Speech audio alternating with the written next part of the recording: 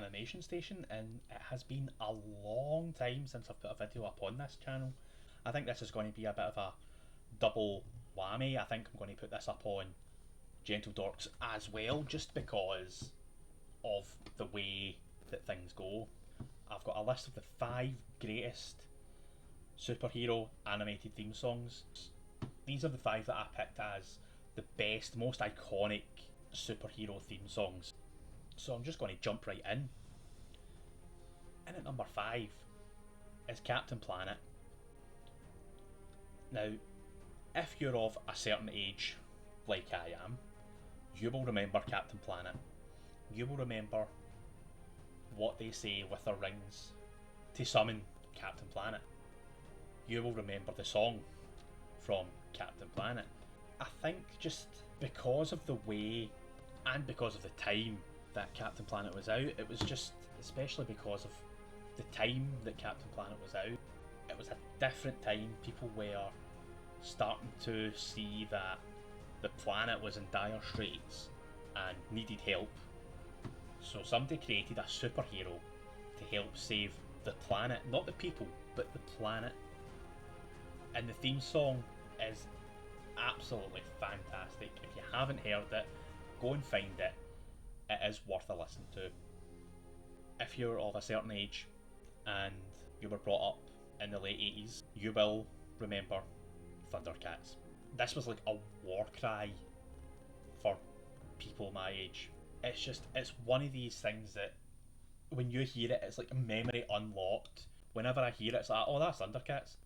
The things that they've done to Thundercats recently with the Teen Titans Go type revival of it, I wasn't a fan of that. But they sort of redeemed themselves with the updated version. It still didn't have the whole story properly done the way that they had done in the 80s. The way that they had the song in the 80s is fantastic. It's an amazing soundtrack to a children's cartoon. That's the thing, these are all aimed at children. They've got the theme songs like this. It was amazing, and it had no right being as good as what it was. Moving on to number 3, we have Spider-Man, the animated series. This theme song, again, had no reason to be this good. I think it was just something about the time and superhero theme songs being amazing. A lot of the time, the songs were as good as, if not better than, the show. Not to say that the shows were terrible. All of these shows I loved, and I couldn't have loved them anymore.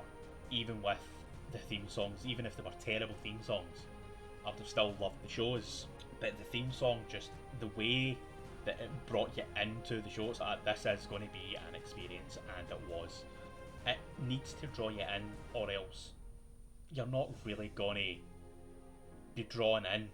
The show might be amazing, but the theme song's like, skip. Now with Netflix, skip. There's some theme songs out there where you will not press skip. The 3 that I've said already, definitely I would never skip any of them. The next one again is a Marvel show, and recently we have just had the revival, and it's X-Men, the animated series. A lot of people are up and down about the way that they've done the theme song of X-Men 97. It's the same song, they have just changed it a tiny bit. Not enough for it to be a completely different song. And I don't see what the problem is. They've updated it for a younger audience. Plus they want the old audience, like me, to say, this was the show you loved. Here it is. It's changed, but we're still doing what we've done. Here's the theme song you loved. It's a bit different. But the way people are treating the revival is insane. I've got another video about the whole X-Men 97 planned. I'm going to wait until I've watched all the episodes. I've only watched the first 2. I've not had a chance to watch 3 or 4 yet. Probably by the time this comes out, it'll be 5 and 6. Maybe by the time this has come out, I'll have watched them all. Who knows? But X-Men the animated series, the theme song is amazing.